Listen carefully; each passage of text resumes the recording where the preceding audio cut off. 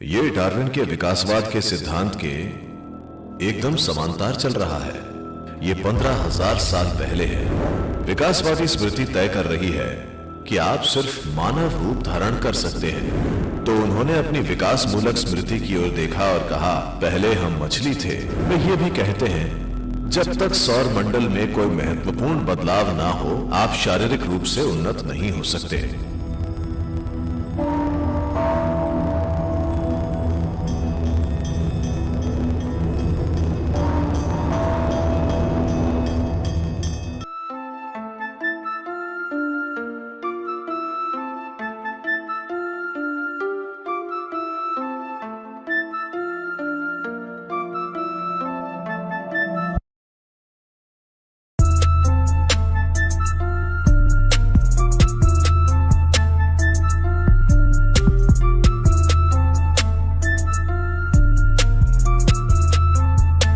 Charles Darwin 152 साल पहले, वे 200 साल पहले जन्मे थे, पर जब वे 52 के थे, उन्होंने अपना विकासवादी सिद्धांत दिया। 15,000 साल पहले आदियोगी ने यह कहा था। मैं चाहता हूं कि आप इसकी ओर ध्यान से देखें। क्या आप डार्विन के विकासवादी सिद्धांत के बारे में कुछ जानते हैं? नहीं, सिर्फ इस तथ्य के बारे में नहीं कि पहले आप बंदर थे, सिर्फ वो नहीं, कुछ और।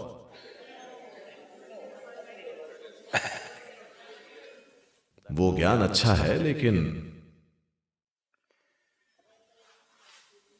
आदियोगी ने कहा, इस ग्रह पर जीवन का पहला रूप पानी में था।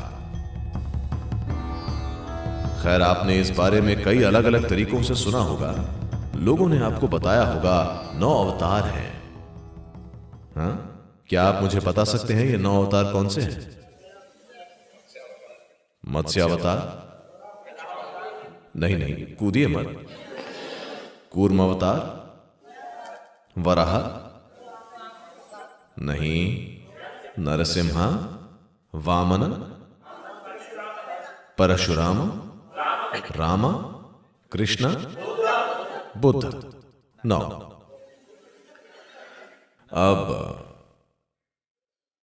आपको यह समझना चाहिए, इस समय लोग इन नामों को व्यक्तियों के रूप में देखने लगे हैं। इनकी ओर गुणों के रूप में देखिए।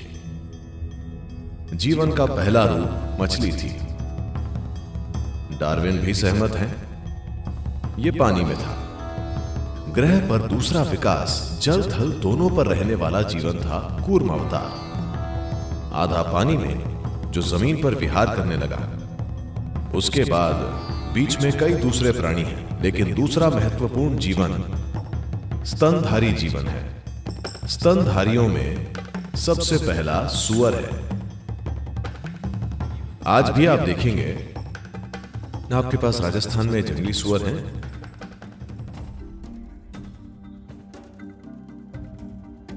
आप पाएंगे कि सभी जानवरों में जंगली सुअर या सुअर सबसे ज्यादा भौतिक प्राणी है। उन अर्थों में कि यह अपने शरीर में इतनी गहराई से जमा हुआ है कि अगर लोग किसी जंगली सुअर के शिकार के लिए जाते हैं तो वे उसे आसानी से नहीं मार पाएंगे। हम जहां हैं, हम वर्षा वनों के पास में हैं। यहां कबायली गांव हैं। ये बच्चे जो स्कूल जाते हैं, मैं 10-12 साल के लड़कों की बात कर रहा हूं, जब वे वापस आते हैं, अगर उन्हें कोई हिरण दिखाई देता है तो वे छड़ी उठा लेते हैं। वे यूं ही कहीं से छड़ी उठा लेंगे, हिरण पर हमला करेंगे और उसे मार देंगे। मैं कह रहा हूं कि स्कूल के लड़के बस एक लकड़ी से, दूसरे स्तनधारी इस तरह से बने हैं। आप भी, आपके सिर पर एक आघात और आप मर जाएंगे।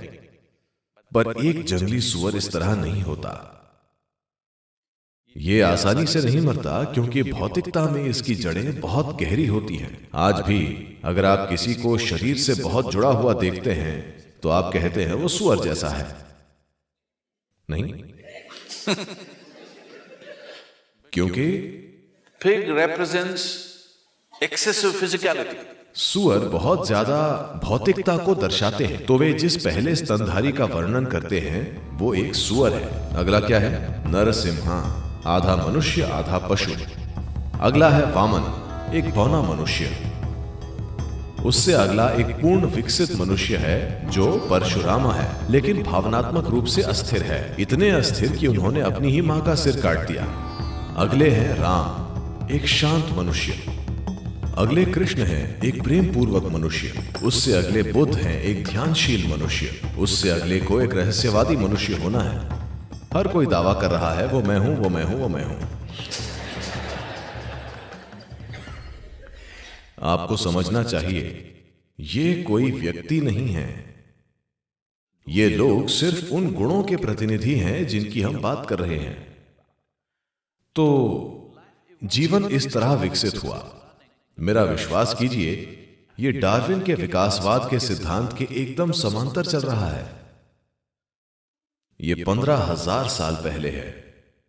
उन्होंने गलापागोस द्वीप पर जाकर चीजों को माइक्रोस्कोप में नहीं देखा।